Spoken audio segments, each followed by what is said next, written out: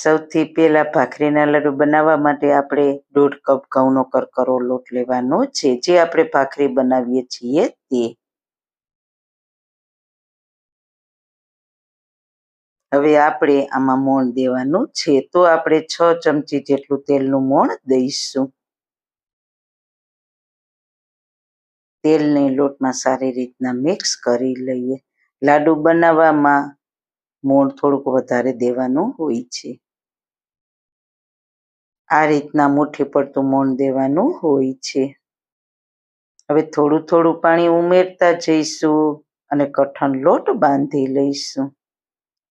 પાણી એકસાથે નથી નાખવાનું, થોડું થોડું નાખતા જવાનું અને કઠણ લોટ બાંધીને તૈયાર કરીશું. ભાખરી બનાવવા માટે લોટ તૈયાર થઈ ગયો છે. 1.5 કપ લોટની સામે મારે અડધા કપ જેટલા પાણીની જરૂર પડી છે. તમારે કેટલું પાણી જોઈએ તે તમારા લોટની ક્વોલિટી ઉપર ડિપેન્ડ કરે છે. હવે લોટના 3 ભાગ કરીશું અને 3 ભાખરી વણીશું. તો પાટલો અને વેલણની મદદથી ભાખરી વણી લઈએ.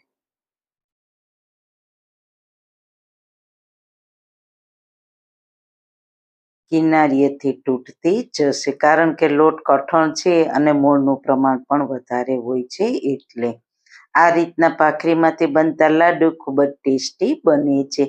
પહેલા આપણા બા દાદી આ જ રીતના એકદમ ટ્રેડિશનલ રીતે લાડુ બનાવતા, તો કિનારીને આ રીતના ભેગી કરતા જઈશું. ભાખરીને મીડિયમ થીક રાખીશું. આટલી થીક રાખીશું. હવે તેને આપણે માટીની તાવડીમાં શેકીશું. જો તમારી પાસે માટીની તાવડી ના હોય તો તમે લોખંડની તવી કે નોનસ્ટિકમાં પણ શેકી શકો છો. તાવડી સરસ ગરમ થાય એટલે તેમાં ભાખરીને મૂકીશું શેકવા અને ગેસની ફ્લેમ મીડિયમ રાખીશું. ભાખરી થોડી ઉપરથી ડ્રાય થવા લાગે એટલે તેની સાઈડ ચેન્જ કરીશું. ફરી બીજી બાજુ ભાખરીની સાઈડ ચેન્જ કરીશું. તો તમે જોઈ શકો છો ભાખરી બંને બાજુ સરસ શેકાઈ ગઈ છે. તો તેને કાણાવાળા વાસણમાં લઈ લઈશું, એટલે ભાખરી નીચે સોફ્ટ ના થાય, એકદમ સરસ ક્રિસ્પી રહે. આવી રીતના બધી જ ભાખરી શેકી લઈએ. બધી જ ભાખરી શેકાઈ ગઈ છે, તો હવે તેને ઠંડી થવા દઈશું. ભાખરી ઠંડી થઈ ગઈ છે, હવે તેના નાના કટકા કરી લઈએ. પછી તેને મિક્સર જારમાં લઈને પાવડર તૈયાર કરીશું. તો બસ આવો કરકરો પાવડર તૈયાર કરીશું. તેને આપણે ચારવાની જરૂર નહીં પડે. તમે તેને થોડું થોડું મિક્સર જારમાં દળશો એટલે ચાળવાની બિલકુલ જરૂર નહીં પડે. સરસ કરકરો પાવડર તૈયાર થશે. તેમાં 1/4 ટીસ્પૂન જાયફળ પાવડર અને 1/4 ટીસ્પૂન ઇલાયચી પાવડર ઉમેરીશું. આપણે એકદમ ટ્રેડિશનલ રીતે લાડુ બનાવ્યા છે, એટલે તેમાં ડ્રાયફ્રૂટ કે કશું નથી ઉમેર્યા. જો તમારે ઉમેરવા હોય તો તમે ઉમેરી શકો છો. હવે આપણે ગોળ ઘીની પાઈ લઈ લઈએ. તો તેના માટે કડાઈમાં અડધો કપ ઘી લેવાનું છે. અડધો કપ ગોળ લઈશું. ગોળને ઘીમાં સારી રીતના મિક્સ કરી લઈએ. અહીંયા આપણે ગોળની ચાસણી નથી લેવાની, પણ ગોળ ઘી સાથે સારી રીતના મેલ્ટ થાય ત્યાં સુધી તેને હલાવતા રહીશું. ગોળ આ રીતના મેલ્ટ થાય અને ફૂલવા લાગે એટલે ગેસની ફ્લેમ બંધ કરી દઈશું. કડાઈને નીચે ઉતારીને આ ગોળ ઘીની તૈયાર કરેલી પાઈમાં ચૂરમું ઉમેરી દઈએ.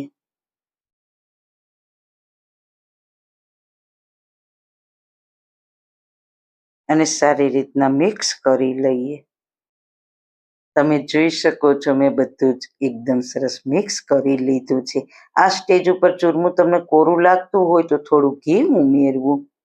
હવે મિક્સર થોડું ઠંડુ થાય એટલે તેમાંથી આપણે લાડુ બનાવીશું. મિક્સર ઠંડુ થઈ ગયું છે. આ રીતના હાથથી ટચ કરીએ એટલું ઠંડુ થઈ ગયું છે. હવે તેના લાડુ બનાવીશું. તો તેના માટે મેં લાડુ બનાવવાનું મોલ્ડ લીધું છે. તેમાં થોડું ઘી લગાવીશું. પછી તેના પર આ રીતના થોડા ખસખસ ઉમેરીશું. હવે મોલ્ડમાં ચમચી વડે મિક્સર ભરીશું.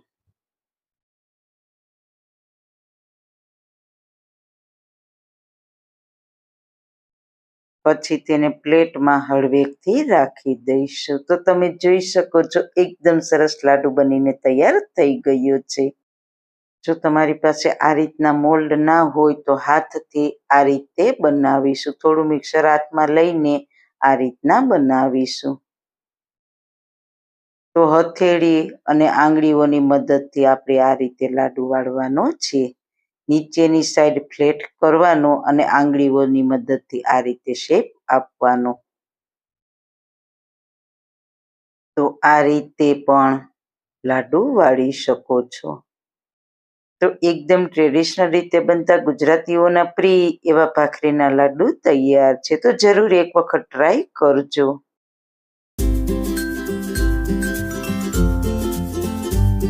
સૌથી પહેલા બુંદી બનાવીશું. તો તેના માટે બેટર બનાવી લઈ. એક બાઉલમાં 1 કપ ચણાનો લોટ લઈએ. જે ઝીણો આવે તે ઉપયોગમાં લેવાનો. અને વજનમાં જોઈએ તો 100 ગ્રામ છે. ચણાના લોટની રેસીપી કર્યા પહેલા તેને હંમેશા ચાળીને જ ઉપયોગમાં લેવો, એટલે તેમાં ગાંઠા ના રહે. હવે થોડું થોડું પાણી ઉમેરતા જવાનું અને મિક્સ કરીશું. એક સાથે નથી ઉમેરવાનું, થોડું થોડું પાણી ઉમેરવાનું. તો આ રીતના આપણે ખીરું બનાવીને તૈયાર કરવાનું છે. 1 કપ ચણાના લોટની સામે મારે 1/4 કપ પાણીની જરૂર પડી છે. તમારે પાણી કેટલું જોઈએ તે તમારા લોટની ક્વોલિટી ઉપર ડિપેન્ડ કરે છે. પણ ખીરાની થિકનેસ આ રીતના રાખવાની. હવે આપણે બુંદીને તળવા માટે તેલ ગરમ મૂકીશું. બુંદી પાડવા માટે માર્કેટમાં આવા બુંદીના જારા મળે છે, જે અલગ અલગ નંબરના હોય છે. 0 નંબર, 1, 2 એમ બુંદી નાની મોટી હોય તે પ્રમાણે ચારાના નંબર હોય છે. પણ આજે આપણે કોઈ જ ચારાનો ઉપયોગ કર્યા વગર મારી પાસે આ રીતના મેં પ્લાસ્ટિકની કોથળીમાંથી કોન બનાવી લીધો છે. તેમાં આપણે ખીરું ભરી દઈએ. આની જગ્યાએ તમે કોઈ મીઠાની કે ખાંડની ખાલી થઈ ગયેલી થેલી પણ લઈ શકો છો. બેગમાં ખીરું ભરી દીધા પછી ઉપરની સાઈડ રબરથી પેક કરી દઈએ.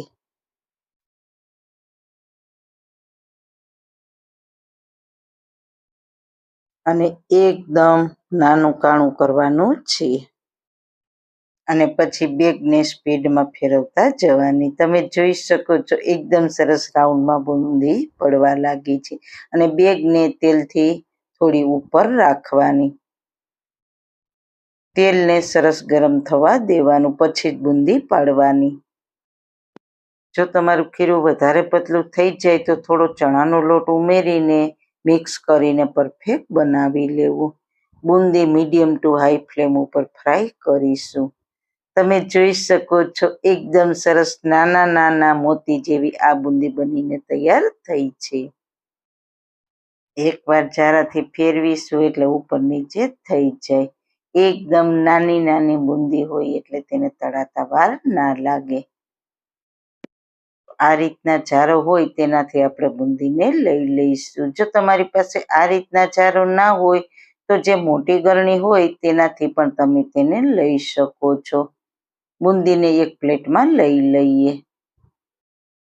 ફરી બુંદી પાડીએ એટલે ગેસની ફ્લેમ હાઈ કરી દેવાની. પ્લાસ્ટિકની બેગને કડાઈથી થોડી ઊંચી રાખવાની. આ રીતે બધી બુંદી ઉપર આવી જાય એટલે તેને ફેરવવાની. ફરી બુંદી તળાઈ ગઈ છે તો તેને પ્લેટમાં લઈ લઈએ. તો આપણી બધી જ બુંદી તળાઈને તૈયાર થઈ ગઈ છે. મોતીચૂરના લાડુ હોય તેની બુંદીનું ટેક્સચર આવું હોય છે. હવે આપણે લાડુ બનાવવા માટે ચાસણી બનાવી લઈએ. તો તેના માટે પેનમાં 1 કપ ખાંડ લેવાની. 1 કપ ચણાના લોટની સામે 1 કપ ખાંડ લેવાની. વજનમાં જોઈએ તો 180 ગ્રામ જેટલી ખાંડ થશે. તમે ઘરમાં રહેલ કોઈ પણ કટોરીનું માપ લઈ શકો છો. જેટલી ખાંડ લીધી હોય તેના કરતાં અડધું એટલે અડધો કપ પાણી લેવાનું.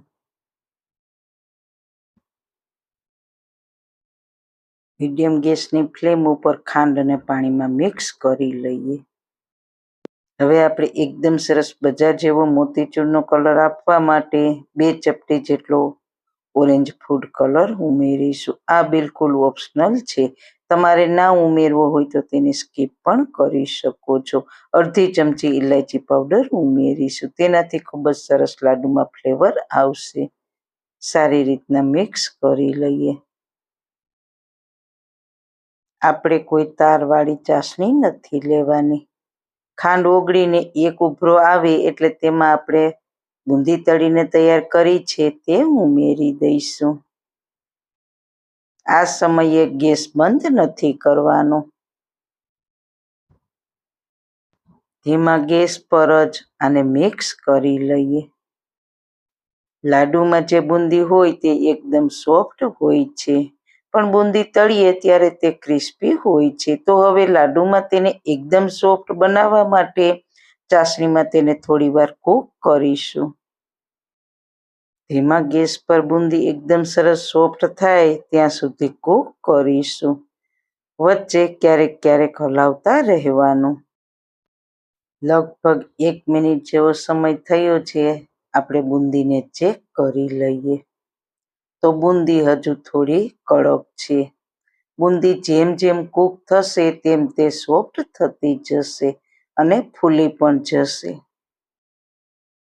ફરીથી ચેક કરી લઈએ તો બુંદીને હાથમાં લઈએ અને તેને દબાવીએ તો તે સરળતાથી મેશ થઈ જાય છે. તો તે પરફેક્ટ છે. હવે ગેસની ફ્લેમ બંધ કરી દઈશું. વધારે કૂક નથી કરવાની. અત્યારે તમને મિશ્રણ થોડું ઢીલું લાગશે, પણ તે ઠંડુ થશે એટલે સરસ બુંદી ચાસણીને એબ્ઝોર્બ કરી લેશે. અત્યારે આને આપણે આ જ પેનમાં રહેવા દઈશું જ્યાં સુધી રૂમ ટેમ્પરેચરમાં આવે ત્યાં સુધી.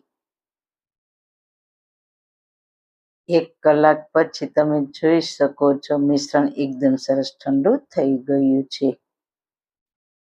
આ સ્ટેજ ઉપર 1 ચમચી ઘી અને 1 ચમચી મગજતરીના બી ઉમેરીશું અને પહેલા હાથથી આ રીતના મિક્સ કરી લઈએ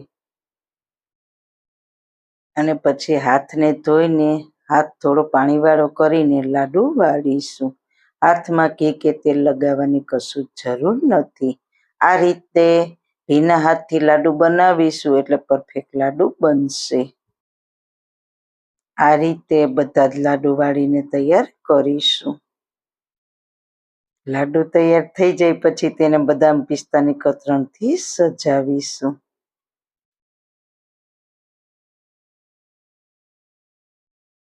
તો એકદમ સરસ મીઠાઈવાળાની દુકાને મળે તેવા જ આપણા મોતીચૂરના લાડુ તૈયાર છે.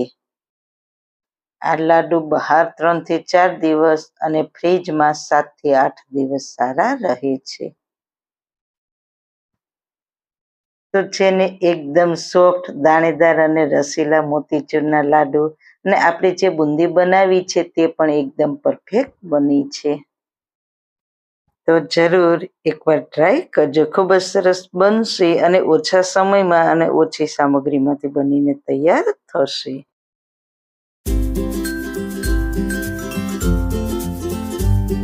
સૌથી પહેલા સુપર ટેસ્ટી ચોખાના લોટના લાડુ બનાવવા માટે આપણે 1 પેન લઈશું. જો તમારી પાસે નોનસ્ટિક કડાઈ કે પેન હોય તો તે જ વાપરજો, જેથી કરીને લોટ આપણો બળે નહીં. તો ધીમા ગેસ પર શેકી લઈએ. અહીંયા મેં 1 કપ ચોખાનો લોટ લીધો છે. ઘણા લોકો આ લાડવા લોટને શેક્યા વગર પણ બનાવે છે, જેમાં છે ને લોટ સ્વાદમાં કાચો લાગે છે. જો તમે 3 મિનિટ જેવો લોટને શેકીને તેના લાડુ બનાવશો ને તો લાડુનો સ્વાદ પણ સરસ આવશે અને લાડુ લાંબા સમય સુધી સારા પણ રહે છે. આપણે લોટને વધારે નથી શેકવાનો, તેનો કલર બદલે ત્યાં સુધી નથી શેકવાનો. ધીમી ગેસની ફ્લેમ ઉપર 3 મિનિટ જેવું શેકવાનું છે. 3 મિનિટમાં શેકાઈ જશે ને એટલે વજનમાં હલકો થઈ જશે અને થોડો એવો ફરસો પણ થઈ જશે. બસ આટલો લોટ શેકાઈ જાય એટલે તેમાં 5 ટેબલ સ્પૂન સૂકા નાળિયેરનો પાવડર ઉમેરીશું. જો નાળિયેરનો પાવડર ના હોય તો તેનું ખમણ પણ તમે ઉમેરી શકો છો. અને હા, નાળિયેરનો પાવડર ઉમેરવો બિલકુલ ઓપ્શનલ છે, પણ સૂકા નાળિયેરના પાવડરથી લાડુનો ટેસ્ટ ખૂબ જ સરસ આવશે. નાળિયેરના પાવડરને નાખ્યા પછી 2 મિનિટ ધીમી ગેસની ફ્લેમ ઉપર ફરી શેકી લઈએ. 2 મિનિટ નાળિયેર પાવડર નાખીને શેકાઈ જાય પછી તેમાં અડધો કપ ફ્રેશ મલાઈ ઉમેરીશું.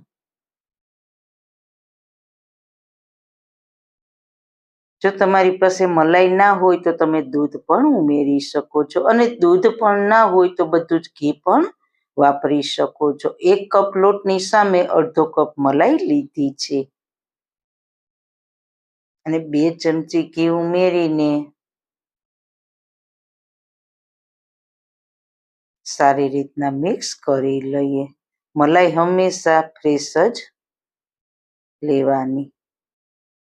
બધું જ સારી રીતના બરાબર મિક્સ થઈ જાય એટલે તેમાં અડધો કપ સાકરનો પાવડર ઉમેરીશું. સાકરની જગ્યાએ તમે ખાંડનો પણ ઉપયોગ કરી શકો છો. બધી જ સામગ્રીને સારી રીતના મિક્સ કરી લઈએ. ગેસની ફ્લેમ મીડિયમ રાખીશું. સાકરના પાવડરને ઉમેરીને લોટને હવે વધારે શેકવાનો નથી. સાકર મિક્સ થઈ જાય ત્યાં સુધી શેકીશું. લાડુને સરસ ફ્લેવરફુલ બનાવવા માટે થોડો ઇલાયચી પાવડર અને થોડું ડ્રાયફ્રૂટ ઉમેરીશું. ડ્રાયફ્રૂટ તમે તમારા ટેસ્ટ પ્રમાણે પ્લસ માઇનસ કરી શકો છો. મેં બદામ અને પિસ્તાની કતરણ ઉમેરી છે. બધું સારી રીતના મિક્સ કરીને ગેસની ફ્લેમ બંધ કરી દઈએ. ગેસની ફ્લેમ બંધ કરીને આની ઉપર ઢાંકણ ઢાંકીને 10 મિનિટ રહેવા દઈશું, જેથી કરીને થોડી વરાળ બનશે એટલે આપણો લોટ સારી રીતના કૂક થઈ જશે. 10 મિનિટ થઈ ગઈ છે. તમે જોઈ શકો છો હલકું એવું મિશ્રણમાં બાઇડિંગ આવી ગયું છે. આ સમયે તમને એવું લાગે કે લાડુ વળતો નથી તો 1-2 ચમચી દૂધ ઉમેરવાનું, એટલે મિશ્રણ પરફેક્ટ થઈ જશે. હવે લાડુ બનાવવા માટે મેં અહીંયા મોલ્ડ તૈયાર કર્યું છે. આ મોલ્ડ તમને માર્કેટમાં આસાનીથી મળી જશે. મોલ્ડમાં હલકું ઘીથી ગ્રીસ કરી લઈશું અને વચ્ચે આ રીતના પિસ્તાની કતરણ રાખીશું એટલે લાડુમાં સરસ ચીપકી જાય. હવે થોડું થોડું મિશ્રણ આ બંને ભાગમાં રાખીશું. પછી બંધ કરીને ઉપરથી થોડું મિશ્રણ નાખીને હલકું પ્રેસ કરીશું. પછી હળવેકથી લાડુનું મોલ્ડ ખોલીશું. વાહ, કેટલા સુંદર ચોખાના લોટના લાડુ બનીને તૈયાર થઈ ગયા છે. જો તમારી પાસે મોલ્ડ ના હોય તો તમે આ રીતના હાથથી પણ વાળી શકો છો. આ રીતના બધા જ લાડુ વાળીને તૈયાર કરી લઈએ. તમે જોઈ શકો છો બધા જ લાડુ બનીને તૈયાર થઈ ગયા છે. તો લાડુનું ટેક્સચર તમને બતાવું. જુઓ, છે ને એકદમ દાણેદાર અને મોઢામાં મૂકતા જ ઓગળી જાય તેવા લાડુ તૈયાર થયા છે. આ લાડુનો સ્વાદ પણ ખૂબ જ સરસ આવે છે. તો જરૂર એક વખત ટ્રાય કરજો. તો સારું, ખાઓ, ખુશ રહો. આવી સરસ રેસીપી જોવા માટે તમારો ખૂબ ખૂબ આભાર. મારી રેસીપીને લાઈક કરજો, શેર કરજો, મારી ચેનલને સબસ્ક્રાઈબ કરજો. ફરી મળીશું નવી રેસીપી સાથે. જય શ્રી કૃષ્ણ.